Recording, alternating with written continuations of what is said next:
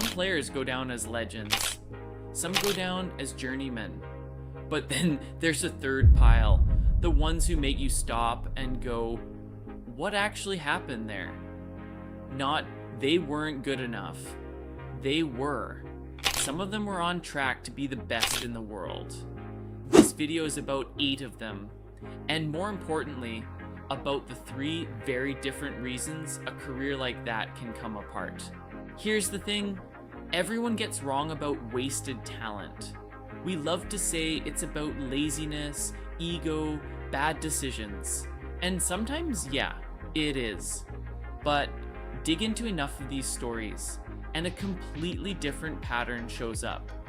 Bodies that gave out right when a career should have taken off. Clubs and transfers that mismanaged a talent instead of building around it. And pressure that quietly wrecked a player from the inside before anyone even clocked what was happening. 8 players, 3 real reasons. Let's get into it. Fati joined Barcelona's academy from Sevilla at 10, became their youngest ever goal scorer at 16, then the youngest player to ever score in the Champions League. When Messi left for PSG in 2021, Fati inherited his number 10 shirt, with Messi himself saying the kid had everything to be great. Then his left knee gave out. 4 surgeries on the same joint. A loan to Monaco finally clicked, and in 2026, it became permanent. 12 goals in 30 games, and a shot at reclaiming his Spain place at 23. Not every wasted talent story ends in tragedy. Some just get redirected. AC Milan paid £24 million for Pato at 17 in 2007. A kid who'd already broken Pelé's record for the fastest goal on a Brazil debut. Lining up next to Kaká and Ronaldinho, wearing the number 9 once worn by Filippo Inzaghi, he was Milan's top scorer by 19. Then the thigh injuries started, one after another, always right as he found rhythm. Corinthians, Chelsea, China, and Orlando City followed before he retired in 2025 at 35, and is now a pundit in Brazil, who's also genuinely been in talks to buy English club Colchester United. The talent was never the question. His own body kept betraying it. Sometimes talent is completely healthy. It's the club and the system around it that fails. At Liverpool, Coutinho was a magician. In 2018, Barcelona paid £142 million for him, the 3rd biggest transfer ever at the time. He never fit their system, and on loan at Bayern, he scored twice against Barcelona in an 8-2 humiliation.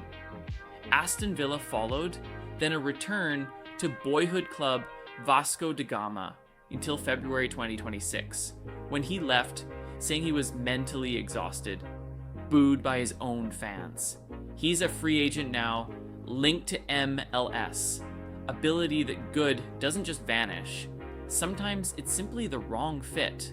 Manchester United paid Monaco £36 million for 18-year-old Martial in 2015, a record fee for a teenager, and he scored a wonder goal on debut, winning the Golden Boy Award that year as Europe's best young player.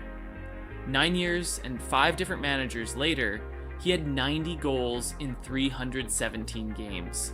Decent, not what the price tag promised. A Sevilla loan, AEK Athens, a rocky spell in Mexico, and by 2026, at 30, a free agent again. No single disaster, just a decade of small mismanagement. And the hardest category?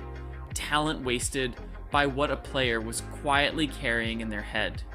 Bojan broke Messi's own scoring records in Barcelona's academy, over 800 youth goals, and debuted at 17 as the new Messi.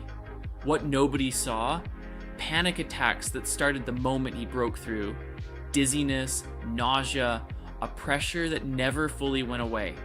Roma, Milan, Ajax, Stoke, Mainz, Japan.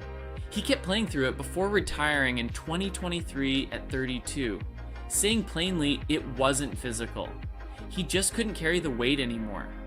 His advice to the next kid wearing that label, Ansu Fati, know exactly what you're walking into. Dale was Tottenham's breakout star, two-time PFA Young Player of the Year, a Champions League final start, 67 goals in under 270 appearances, 37 England caps by his mid-20s. In 2023, he revealed the real story. A traumatic childhood, including sexual abuse, carried silently through his rise, plus mental health struggles that led to rehab. Everton Besiktas, one appearance at Como, released again in 2025. He's a free agent now, still chasing the 2026 World Cup. This one was never about effort. For 2 years, Adriano was the most feared striker alive, Inter's emperor. 42 goals in 2005 to 2006 alone, a Serie A title, trophies with Brazil. Then his father died in 2004. His own captain, Zanetti, later said he watched Adriano collapse after that call and admitted the club never pulled him back out. Depression and alcoholism followed. Inter quietly told the press he had muscle problems on mornings he'd shown up drunk. Roma lasted 5 appearances. Ibrahimovic later said, Adriano was the most talented player he'd ever shared a pitch with, and the one who should have lasted longest. At his best, Balotelli won a treble with Inter at 19, a Premier League title with City, and single-handedly beat Germany at Euro 2012. He also became famous for the chaos, fireworks indoors, the "Why Always Me" shirt. Less discussed, adopted at 2 by an Italian family, he faced racist abuse for basically his entire Italian career, plus a real legal fight for citizenship. 14 clubs later, at 35, he's playing in the UAE. The talent was never in doubt. What he lacked was stability. Line these 8 up, and wasted talent stops meaning what people think. A knee needing 4 surgeries. A price tag too heavy for patience. A panic attack that started the day the world started watching. None of that is a character flaw. Talent alone was never enough. It needed a healthy body, a club that fit, and a mind with room to breathe all at once. So next time someone says wasted talent, ask a better question first. Wasted by who exactly?